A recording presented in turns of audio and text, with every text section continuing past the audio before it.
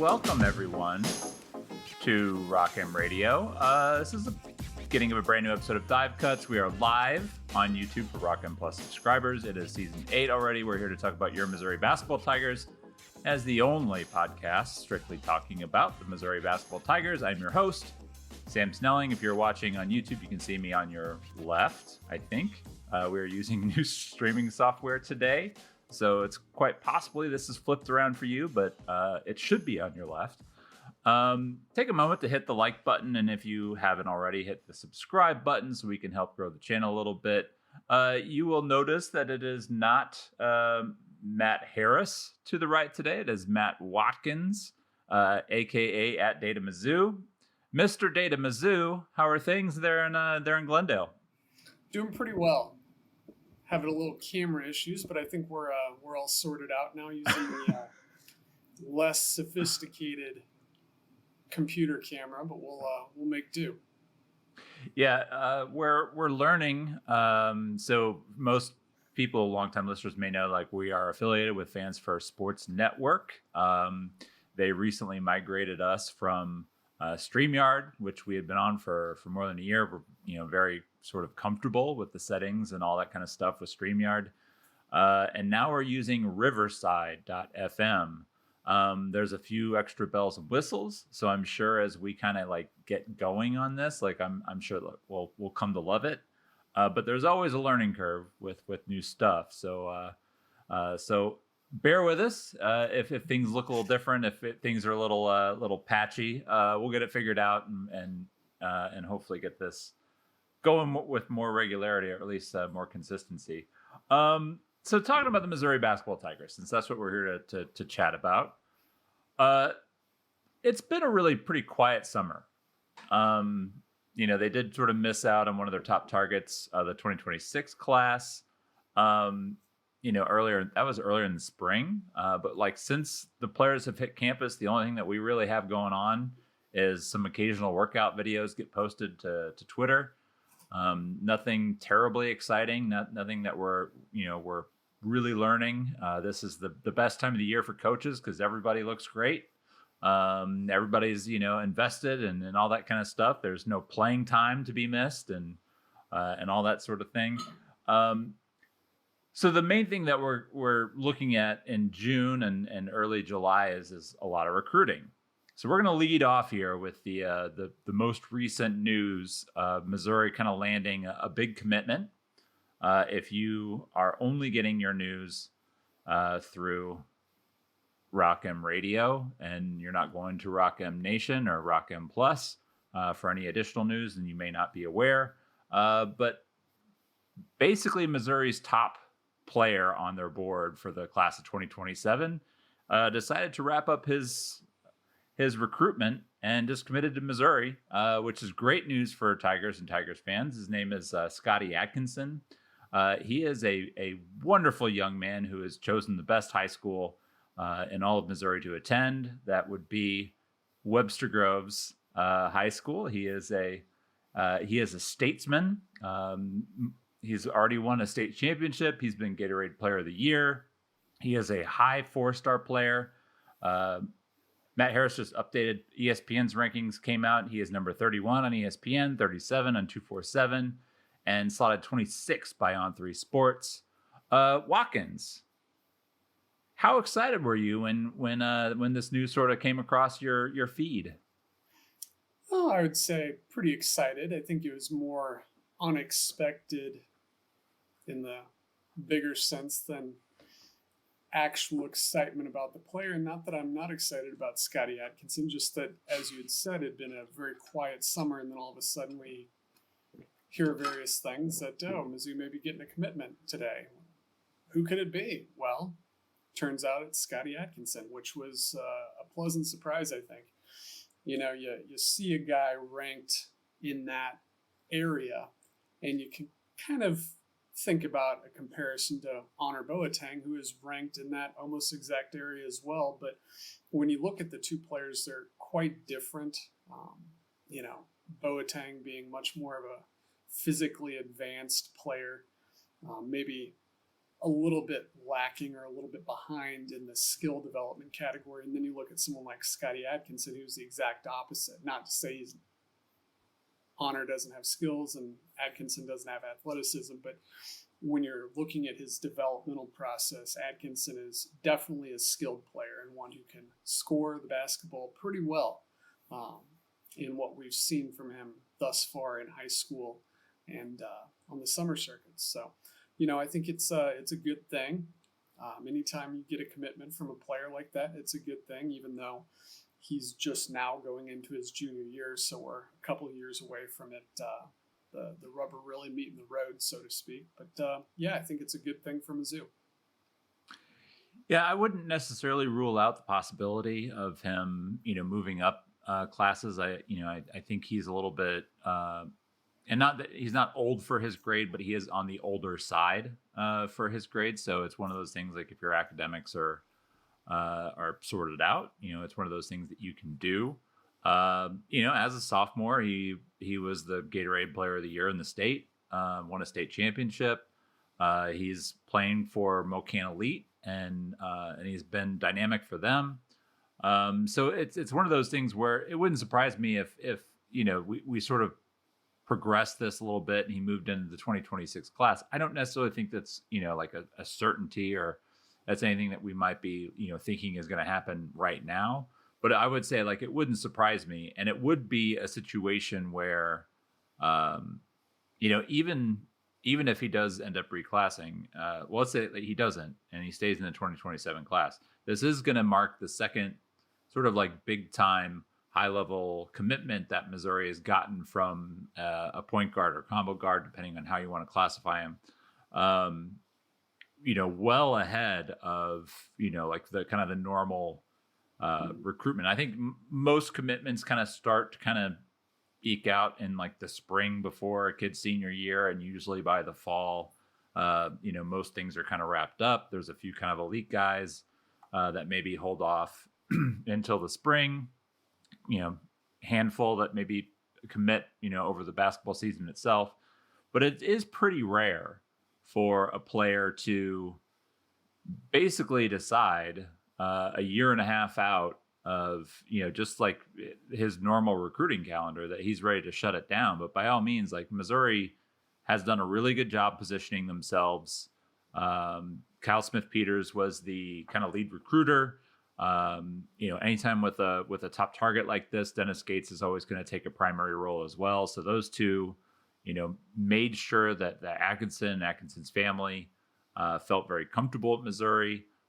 You kind of had pointed out on some of their social media that if you look hard enough, like you could actually see him at one of their summer workout sessions. So it's very clear that like, they were putting some distance between themselves and like the rest of the crew. And this is all also, ahead of the timeline, which is going to allow them to kind of, fend off, say some traditional blue bloods in schools that might, come knocking, as that normal recruitment calendar sort of progresses. Yeah. I mean, I looked and I think it was the official offer went out in October of 2023.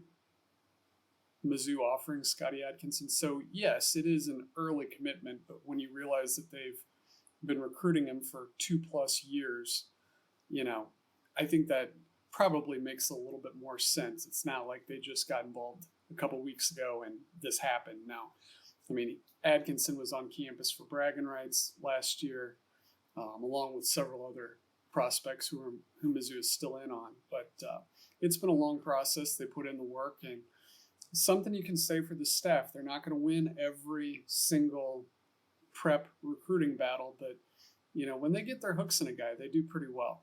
Yeah, and the 2027 class is a deep one for some local targets too.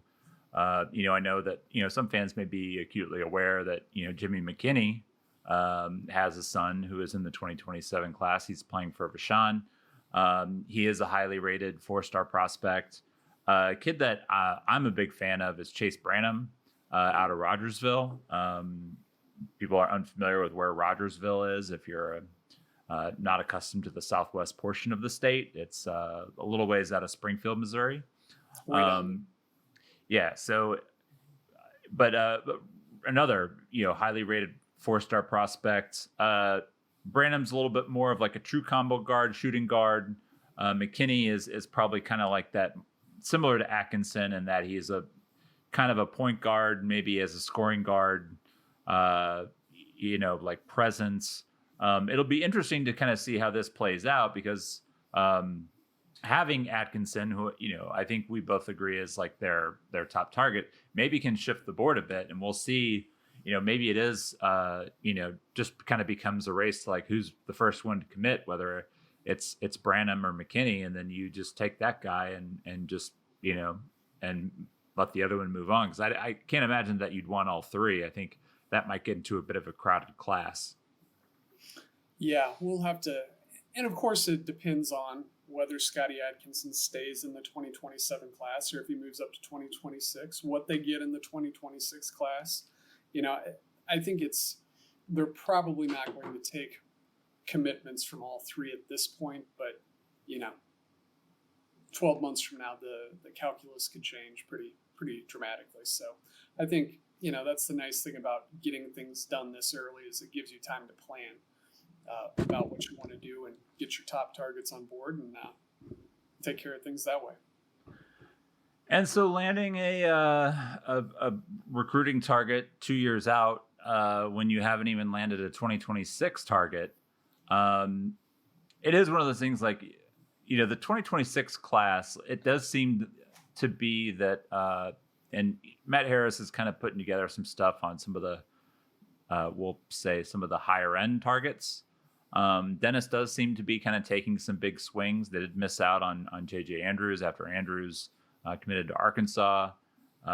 He has a bit of an Arkansas legacy, so they were kind of hoping that maybe, Cal slow walk that enough that Missouri could kind of step in. Didn't happen. But the 2026 class does kind of feel like it's going slower. They do have Tony Bryant, who is planning on coming in. He's sort of like a top 25 level post guy, sort of a new wave post guy. They've got Dylan Mingo, who's sort of a disruptive defensive guard with some kind of developing ball skills. But he's like a top 15 level kind of combo guardy player.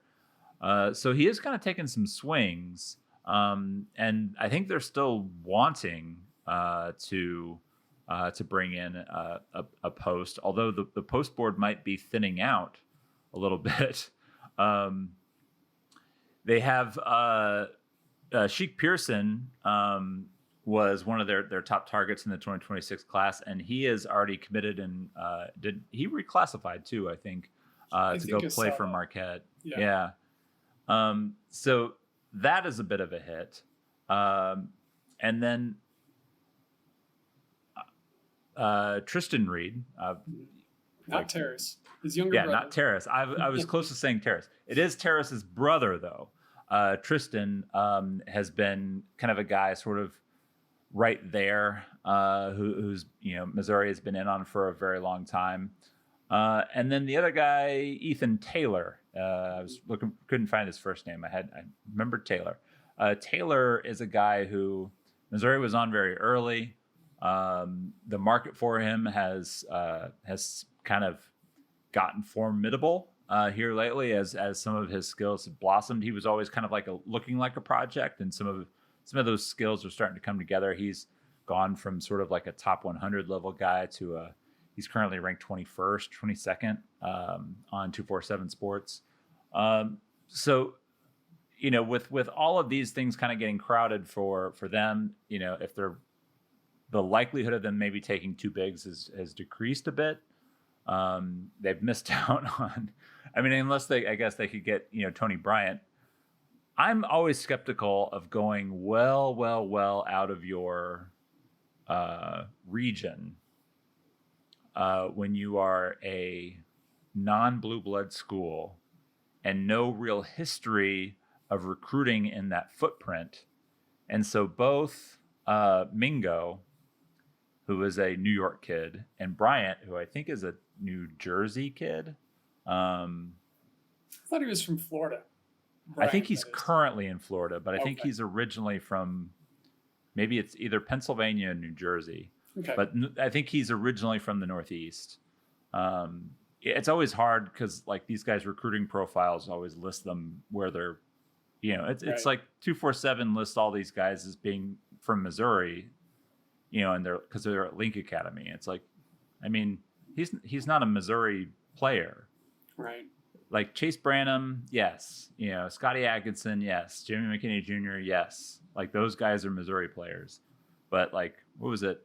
Curtis Givens was listed as a Missouri player. But Tito you could, Barrett, same if you way. go to if you like sort by state on 247, you get a list and like the top 5 guys are all at Link Academy, and it's like, all right. But as far as like the board, it does seem like Dennis is taking some swings. Bryant is so he's ranked 12th. Mingo is ranked 7th. This is all 247 sports. And then Taylor is 22nd. Reed has stalled a little bit. I know he's still in the top 100, but he's fallen a bit. 71st is where he is. So all solid. And then Aiden Chronister, I think they were still recruiting him, is 69th. Nice. So it is going to be kind of interesting to see, especially now that they have a 2027 kid and a top level kid, like what the 2026 board kind of looks to do as we flesh out. Any final takes on the recruiting side before we kind of move on to rostery stuff? No, it's. I know it's your strong suit is the high school recruiting. Yeah, I just find it funny how we have this guy who spends all this time crunching film, looking at numbers, blah blah blah, and then when we want to do a podcast on recruiting, it's this Matt that comes on. It's like, yeah, these are guys.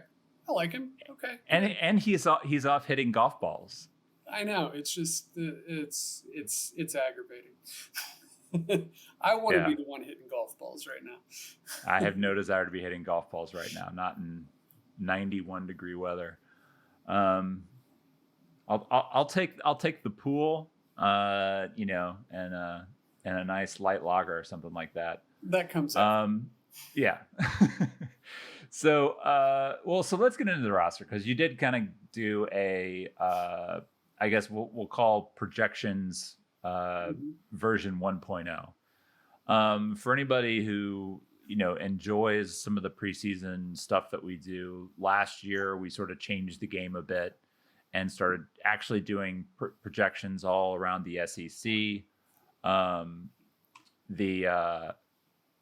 There was a lot of kind of interesting things that came out of it. I think, one of the things we looked at was each coach's sort of tendency to, play X number of players, like X number of minutes.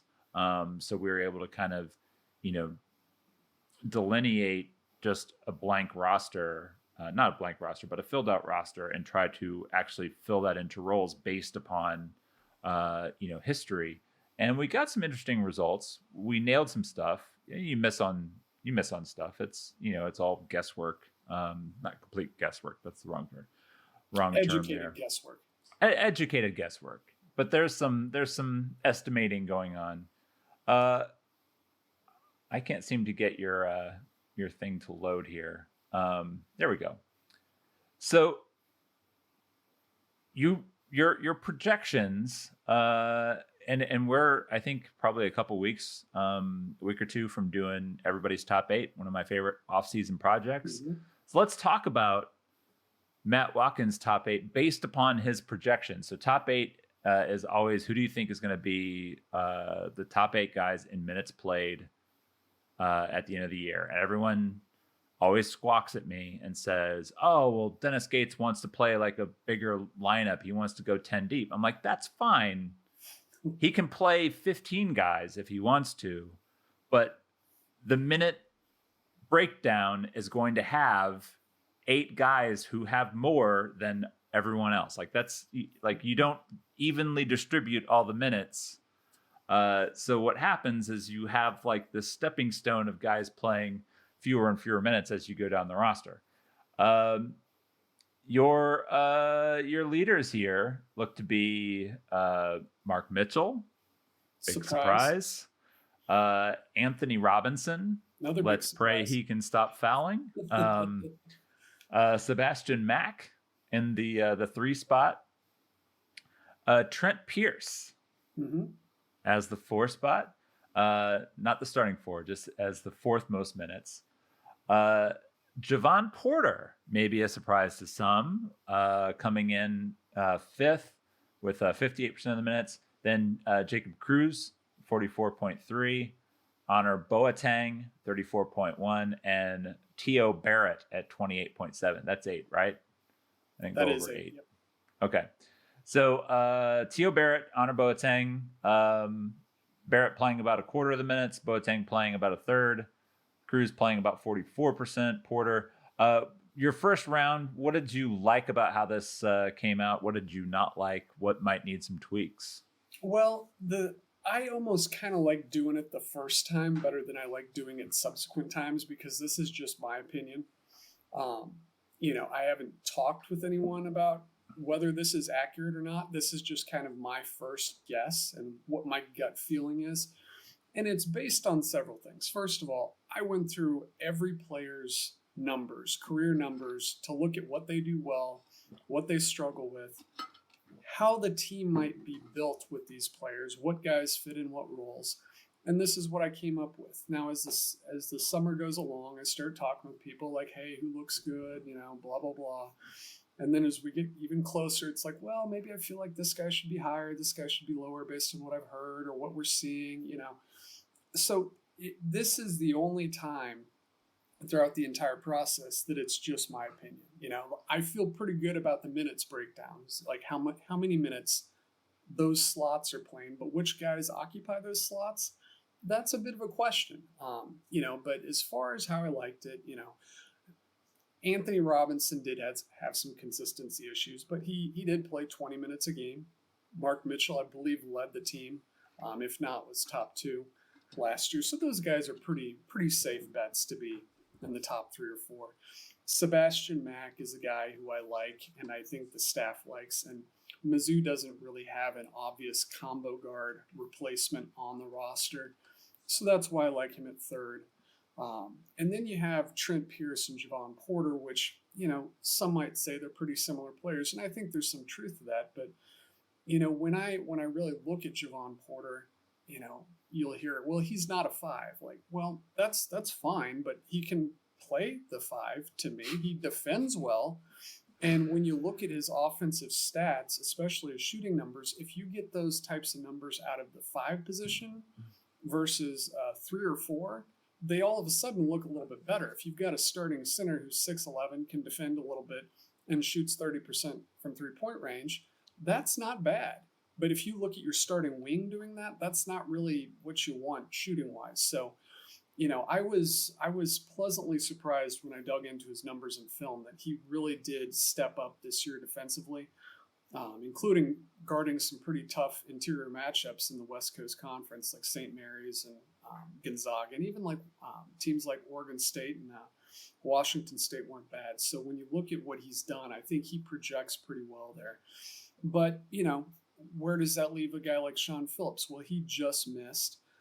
Perhaps he's better than Javon Porter. I don't know, but that's my opinion at this point. And then you look at guys just beyond that. Jacob Cruz, who I think is going to give you the shooting that you need. Shot 35% from 3-point range in SEC play last year. That's going to be something important for this team to have. And then I included a few rising freshmen, or I guess they're rising sophomores. I don't know, whatever it is. Freshmen last year, sophomores next year, who I kind of learned my lesson last year, despite having all of the evidence laid out over many years, going back to Dennis Gates' time in Tallahassee, that freshmen take big jumps after their freshman year to their sophomore year.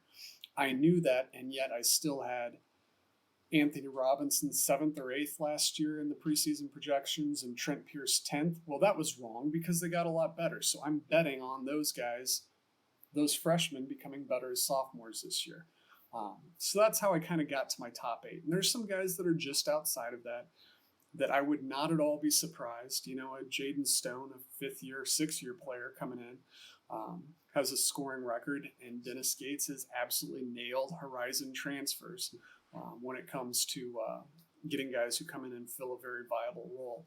So you've got a Sean Phillips just outside the list, Trent Burns just outside the list. Any of those guys I could see making a jump inside the top 8. But at this point, just based on what we know, based on history and those sorts of things, this is what I came up with. Well, and it is, you know, it is one of those things like the minutes projection, you know, what a guy is playing, you know, the total at the end of the year is going to look different than what, you know, game 29 is going to look like, right? So, yeah, like Mark Mitchell, you know, did lead the team in percentage of minutes played, but it was 66.9. And how you're able to get other guys minutes is by not playing Mark as much earlier in the season when you don't need him. You know, playing him 18, 19, 20 minutes a game instead of 28, 29, 30 minutes a game. But I think once SEC play rolls around, you're going to see those roles kind of get defined, and you are going to expect to see Mark Mitchell in the 30 to 32 minute, you know, per game range, along with, you know, Anthony, as long as he's not fouling. You know, we've talked about Sebastian Mack and sort of his physicality, his rugged defensive ability.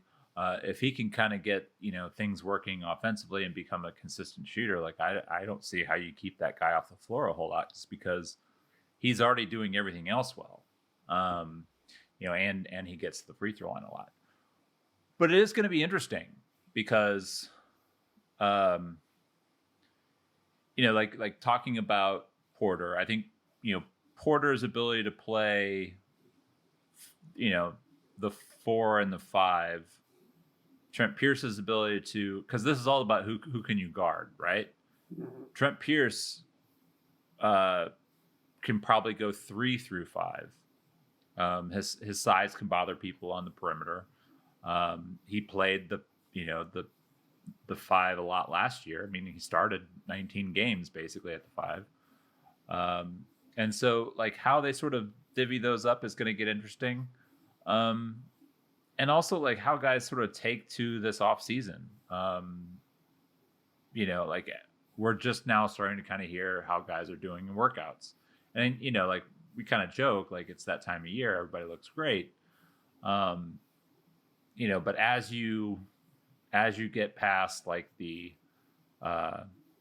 you know, the implementation of different like offensive concepts, who's going to pick those up better, who's going to adapt, you know, and then I think at the end of the day, what we'll probably see is, you know, is a good 9 to 10 man rotation sort of filter itself out. That is going to leave some people out, you know, and that's Dennis's job to sort of figure it out and you know, and see who's kind of deserving and who isn't. There was something that I was also going to ask you about this. Well, while you're thinking of that, I'll make one point. You know, no matter who I talk with about these projections, this can be people on Rock M Plus, friends, people who might have some input on this in actuality. About 90% of the time I hear, well, this guy should be getting more minutes. Like, this is every minute accounted for. So whenever you talk about a guy who I have down 8th, 9th, 10th in the rotation about needing more minutes, that's going to come out of someone's pocket. It's not just, okay, well, we'll bump him up 5 minutes a game.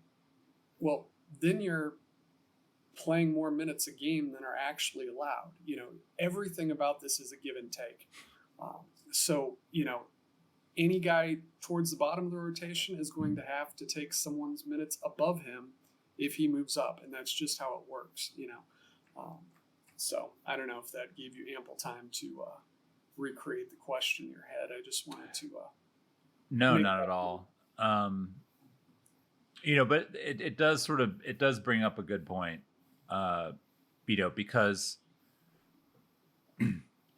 I think like this is always the lesson that you learn every time you do like the top 8 in the rotation is like everybody sort of has a clear idea, I think, who like the top 4 or 5 guys, and then it gets a little muddy.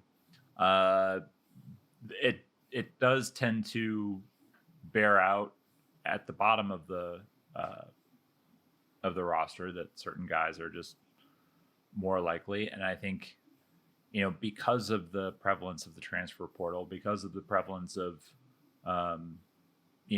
bringing in stopgaps, that, it can not necessarily stunt development, but it is going to keep younger players off the floor, because it's going to raise your floor as a team to, maybe play a less talented guy, particularly early. But I do think that, you've noted the sophomore jump. It is going to be, I think, like the most interesting thing to me, because when I was looking at your projections, the thing that I think Honor Boateng and Tio Barrett could see an increase in minutes over what your projections are. Mainly because we did see that from Trent Pierce and Robinson. I think the ceilings on Barrett and Boateng are higher, or potentially higher based upon where those guys started. Does that make sense? Yeah, a little bit. I think so. I may not fully agree, but I understand what you're saying.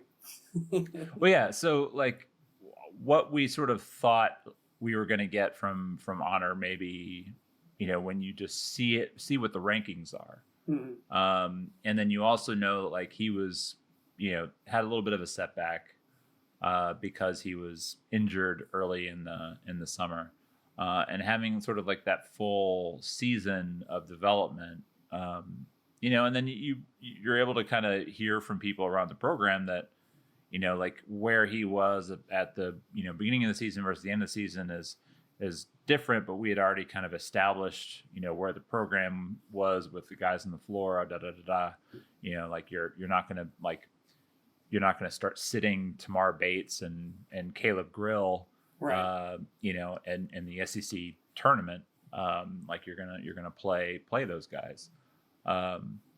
So and then anytime Barrett was on the floor, like I just think like he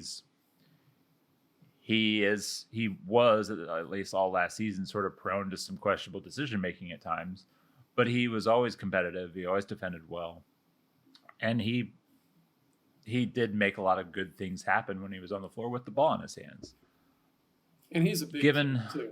That shouldn't be forgotten. You got a guy like Anthony Robinson or Trent Pierce who are pretty wispy as far as their size goes. That's not the case with Tio Barrett. I mean, he is built like, to use the overused term, a football player.